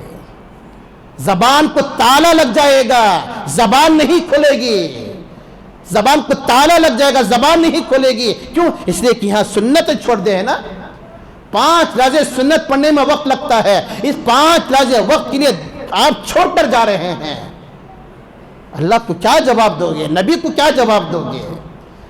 کچھ لوگ ایسے بھی ہیں کہ اللہ معاف فرمائے، شیطان تو چلا گیا، لیکن مسلمان شیطان کی آگ میں، نوجوانوں کی آگ میں آ کر شیطانی حرکت کر رہے ہیں، داڑھی میں مڑا رہے ہیں رمضان کے مہینے میں۔ کیا شرم نہیں آتی مسلمانوں کو؟ رمضان جیسا مہینہ داڑھی مڑانے کا مہینہ ہے، اللہ سے مانگیں گے اے اللہ میرے گناہ معاف کر دے، اے اللہ میرے گناہ معاف کر، اللہ کہیں گے تیری داڑھی پہلے رکھ، پہلے معاف کر، اس کے بعد معافی مانگ، پہلے داڑھی تو رکھ۔ اللہ نے واجب جو کہا ہے، یہ ایک مشت داڑھی رکھنا واجب ہے، آپ علماء دیوبند سے فتویٰ لے کر پوچھو، یہ ایک مشت داڑھی رکھنا واجب ہے۔ اگر کوئی واجب پر عمل نہیں کرتا پھر پوری رات روتا ہے اللہ یہ دے دے، وہ دے دے، وہ دے دے، اللہ کیا دیتا ہے؟ دے دیا تو الگ بات ہے، لیکن اگر اللہ پوچھنے پر آ گیا، داڑھی کے متعلق سوال کرے گا تو پھر کیا جواب دو گے؟ اگر اللہ دے دیا تو الگ بات ہے، اللہ کی ذات تو بڑے رحیم ہے، بڑے کریم ہے، اگر اللہ نے دے دیا تو الگ بات ہے۔ گھر کے اندر اتنی بڑی ٹی وی رکھے ہوئے ہیں، اتنی بڑی ٹی وی رکھے ہوئے ہیں، روزے میں تو نہیں دیکھتے لیکن افطار کے بعد تو دیکھتے ہیں نا، نہیں، حرام ہے، ناجائز ہے، ناجائز ہے۔ اس طرح روزے کی حالت میں دیکھنا ٹی وی ناجائز، اس طرح روزے کے بعد بھی دیکھنا ناجائز ہے۔ موبائل جس طرح روزے کی حالت میں دیکھنا ناجائز ہے، روزہ کھول کر دیکھنا بھی ناجائز ہے۔ غیر محرم عورتوں کو رمضان کے مہینے میں روزے کی حالت میں نہیں دیکھنا اچھی بات ہے، روزہ کھول کر دیکھے جا، کی روزہ کھول کر دیکھے جا، افطار کے بعد دیکھے جا، اچھا تراویح کے بعد پوری رات دیکھے جا، اس وقت حرام نہیں نا، اس وقت گناہ نہیں ہوگا۔ آج اتنا بے وقوف مسلمان بن گیا ہے، شریعت کیا چیزیں معلوم ہی نہیں ہے، اسلام کیا سکھاتا ہے معلوم ہی نہیں ہے، دین کس کا نام ہے معلوم ہی نہیں ہے، بس کھا رہے پی رہے مرتر جاری دنیا سے۔ نبی کیا سکھا کر گیا ہے دنیا سے، قرآن کیا سکھاتا ہے، حدیث کیا کہتی ہے؟ من مانی زندگی، بہنوں کی طرح زندگی، من مانی زندگی گزارے، کوئی پوچھنے والا نہیں ہے، کوئی پوچھنے والا نہیں ہے۔ خبر میں جاؤ گے جب پتا چلے گا، خبر میں جا کر جب فرشتے سوال کریں گے نا، اس وقت پتا چلے گا کہ دنیا کی حقیقت کیا ہے۔ رمضان کا پہلا جمعہ ہے، توبہ کر لو، توبہ کر لو، گناہ کبیرہ سے توبہ کر لو. اے اللہ آج کے بعد یہ کام نہیں کروں گا، آج کے بعد یہ گناہ نہیں کروں گا. توبہ کر لو، اللہ معاف کرنے والے ہیں. اے اللہ آج تک سنتوں کو چھوڑتا تھا لیکن آج کے بعد سنتوں کو نہیں چھوڑوں گا. آج تک داڑھی مڑاتا تھا، آج کے بعد داڑھی نہیں مڑاؤں گا. آج تک سود کھاتا تھا، آج تک چیٹی چلاتا تھا، آج تک رشوت دیتا تھا، آج تک فلاں کام کیا کرتا تھا، دوسروں کا حق مارتا تھا، لیکن آج کے بعد نہیں کروں گا. آج تک نمازیں چھوڑتا تھا لیکن آج کے بعد نہیں کروں گا. آج تک بیوی پر ظلم کیا کرتا تھا لیکن آج کے بعد نہیں کروں گا. آج تک بچوں پر ظلم کیا کرتا تھا، آج کے بعد نہیں کروں گا. معافی مانگ لو، معافی مانگ لو. معافی مانگنے کا مہینہ ہے. آپ یہ کام بھی کرتے رہو، ادھر سے یہ کام بھی کرتے رہو. یہ اللہ کے ساتھ مذاق نہیں تو اور کیا ہے نا. آپ یہ کام بھی کرتے رہو، جو کام کرنا ہے نا، لوگوں کو دھوکہ بھی دیتا رہو، یہ بھی کرتے رہو، گناہ بھی کرتے رہو، پھر یہاں یہ بھی کرتے رہو. اللہ معاف کر دال، معاف کر دال. یہ اللہ کے ساتھ دھوکہ نہیں تو اور کیا ہے. شرم نہیں آتی آپ لوگوں کو. معاف کرنا، آپ عمر سے بڑے ہیں لیکن مجبوراً کہنا پڑ سکتا ہے، مجبوراً کہنا پڑتا ہے. رمضان کا مہینہ جیسا پھر بھی ہم لوگ اگر عبادت کے اندر وقت نہیں گزارے تو پھر اور کب گزاریں گے. ماشاءاللہ ہماری مسجد کے ذمہ داروں نے صدر صاحب کی کوشش سے اتنی عالیشان مسجد بنائی ہے. شاید کہ پورے لار پڑے کے اندر ایسی مسجد، اتنی خوبصورت مسجد ہو، اتنی عالیشان ماشاءاللہ مسجد بنائی گئی ہیں. کیوں؟ صدر صاحب اپنے گھر کے واسطے بنے، یا اپنی بیوی بچوں کے واسطے بنے، یا اپنے چھپرودوں کے واسطے بنے؟ عبادت کے واسطے بنے نا. بھی مسجد کے اندر لوگ آئیں گے، اللہ کی عبادت کریں گے، سر کچھ جھکائیں گے، عبادت ہوگی، تراویح ہوگی، اعتکاف میں لوگ بیٹھیں گے. جب مسجد کے ذمہ دار اتنا کوشش کرتے ہیں تو آپ لوگ کیوں نہیں کوشش کرتے اللہ کی عبادت کرنے کے لیے؟ سکون ملتا ہے مسجد کے اندر، سکون ملتا ہے نا مسجد کے اندر. اتنی عالی شان مسجد بنائے ہیں ماشاءاللہ. پورے محلے کے اندر ایک نام ہے مسجد قمر کا، لیکن پھر بھی لوگ جو ہے ایسا ہی رویہ جو پہلے سے تھا. اللہ معاف فرمائے. وہاں پر ایسی جگہ پر لوگ لاکھوں کے روپے خرچ کر دیتے ہیں، 11ویں پر، 12ویں پر، یہ پر وہ پر لاکھوں کے روپے خرچ کر دیتے ہیں. کسی جگہ صحیح جگہ پر خرچ کرو، کسی صحیح جگہ پر خرچ کرو. کسی مدرسے کو دو، کسی مسجد کو دو، کسی مدرسے کو چندہ دو، کسی مسجد کو دو، صحیح لگ جائے گا. اگر کسی جگہ پر مدرسہ بچے پڑھ رہے ہیں، ہمارے مدرسے میں تقریباً 380 بچے پڑھتے ہیں اور صبح سے لے کر شام تک 80 بچے پڑھتے ہیں، لیکن آپ معاف فرمائیں، آپ برا مت مانیں، کسی نے بھی آ کر یہ نہیں کہا کہ حضرت یہ میری طرف سے بچوں کو یہ ہے. کسی نے بھی نہیں کہا. صرف دیکھتے ہیں بھی خبر مدرسہ چل رہا کرتا رہا، وہ اچھا چل رہا، چلانے والے چلا رہے. کسی نے بھی آ کر نہیں کہا حضرت یہ میری طرف سے بچوں کو کپڑے، حضرت یہ میری طرف سے بچوں کو قرآن، حضرت یہ میری طرف سے بچوں کو یہ ہدیہ، حضرت مسجد فلاں صاحب کو یہ میری طرف سے ہدیہ، حضرت مسجد کے خادم ماشاءاللہ جو جھاڑنے والے ہیں ان کو میری طرف سے ہدیہ. نہیں، دل کھول کر دیتے ہی نہیں اور کنجوس ہیں آپ ایک نمبر کے. آپ برا مت مانے. آپ میں 6 سال ہو گئے اس مسجد کے اندر آ کر، کوئی دل کھول کر خرچ نہیں کرتا. یہ ایک نمبر کے کنجوس ہیں آپ، بخیل ہیں. کوئی دل کھول کر خرچ نہیں کرتا. کیا ہو جائے گا خرچ کرنے سے؟ ہزاروں سوا کے بچے پڑھتے ہیں، حد میری طرف سے بچوں کو یہ دے ڈالو، کیا ہو جائے گا؟ 11ویں 12ویں میں ہزاروں کے روپے خرچ کرتے ہیں، فلاں جگہ پر ہزاروں کے روپے خرچ کرتے ہیں. کہ مسجد کے مدرسے بچوں پر خرچ نہیں کر سکتے؟ حد اتنے بچے پڑھے نا، یہ 3 بچوں کی فیس میری ذمہ ہے، یہ 2 بچوں کی فیس میرے ذمہ ہے. کم از کم خود پڑھا نہیں سکتے، ذمہ داری لے کر پڑھاؤ، اللہ جنت دیں گے. مسجد کا کتنا خرچہ آتا؟ اچھا مہینہ تک خرچہ آتا نہیں، اتنا خرچہ میری طرف سے. لیکن لوگ نہیں سمجھتے. جہاں پیسہ لگانا ہے وہاں نہیں لگاتے، جہاں نہیں لگانا وہاں لگاتے ہیں. یہ بھی قیامت کی علامت ہے، یہ بھی قیامت کی کھلی علامت ہے. لوگوں کی عقلوں پر تالا پڑ جائے گا. آج یہی چل رہا ہے، غلط کیا ہے صحیح کیا ہے لوگوں کو سمجھ میں نہیں آتا. اللہ ہم سب کی حفاظت فرمائے. اللہ تعالی ہم سب کو صحیح باتوں پر عمل کی توفیق عطا فرمائے. ابھی بہت ساری باتیں ہیں، انشاءاللہ اگلی جمعہ میں آپ حضرات کے سامنے عرض کروں. دعا کریں کہ اللہ ہم سب کو عمل کی توفیق عطا فرمائے. آخر میں ایک بات عرض کر دوں، اتنا بڑا مجمع ہے، تقریباً 600 یا 700 کا مجمع نیچے بیٹھتا ہے، اوپر بھی تقریباً 400 مجمع کا مجمع رہتا ہے، 1900 کا مجمع رہتا ہے، اگر جاتے ہوئے مسجد کے لیے 100 روپے بھی اگر دے کر چلے گئے تو کتنی بڑی رقم مسجد کے لیے جمع ہو جائے گی، تقریباً 20-30 ہزار روپے مسجد کے لیے جمع ہو جائیں گے، 100 روپے بھی اگر ڈال دیے۔ لیکن یہاں پر اتنے ایسے لوگ بیٹھے ہیں 5-10 روپے ڈال کر جاتے ہیں، منگنے والوں کو دیے جیسا ہے نا۔ مسجد کے لیے چندہ 10 روپے، ابھی کرنے والے کون؟ حضرتاں بھی رہتے ہیں، ذمہ دار بھی رہتے ہیں، چندہ کرنے والے یہ جو مسجد کے جو اساتذہ ہیں نا، جو آپ کے بچوں کو پڑھاتے ہیں، پھر آپ کے گھر کے پاس آ کر چندہ کرتے ہیں، یہ شرم کی بات ہے کہ ایک مسجد میں پڑھانے والا استاد جن کے پیچھے ہم لوگ نماز پڑھتے ہیں وہ چندہ کرتے ہیں۔ حق تو یہ ہے کہ آپ خود لکھا کر دیں۔ میں مسجد کو جاؤں، میں مسجد قمر کے اندر حضرت آتی مدن صاحب، میں ان کے ہاتھ خود دے ڈالتا ہوں، انہوں ہمارے گھر کو آنا کیا اچھا دستا کیا، انہوں ہمارے گھر کو آنا کیا اچھا دستا کیا، صدر صاحب ہمارے گھر کو آنا کیا، ذمہ دار ہمارے گھر کو آنا کیا اچھا، ہمیں خود دے ڈالیں۔ ایسا نہیں، ایسی سوچ ہی نہیں ہے ہماری، نہیں۔ اللہ ہم سب کی حفاظت فرمائے۔ ایک آدمی میں 100 روپے بھی اگر دے کر چلا گیا تو مسجد کے بڑی رقم جمع ہو جائے گی۔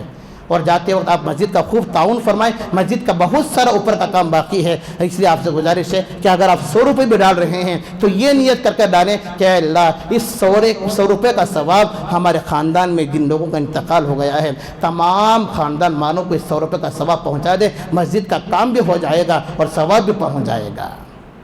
50 روپے بھی آپ ڈال رہے ہیں تو یہ نیت کر کے ڈالیں کہ اے اللہ اس 50 روپے کا ثواب ہمارے خاندان میں فلاں کا انتقال ہو گیا ہے، اس کو پہنچا دے، تو مسجد کا کام بھی ہو جائے گا اور ثواب بھی پہنچ جائے گا۔ آپ دے رہے ہیں 50، لیکن اللہ اسے بڑا بنا کر ثواب عطا فرمائے۔ اللہ کے دینے میں کوئی کمی نہیں ہے۔ اللہ ہم سب کو عمل کی توفیق عطا فرمائے، جاتی مسجد کا خوب تعاون فرمائے۔ اللہ آپ کے دینے کو دلان قبول فرمائے۔ آمین۔ وآخر دعوانا الحمدللہ رب العالمین۔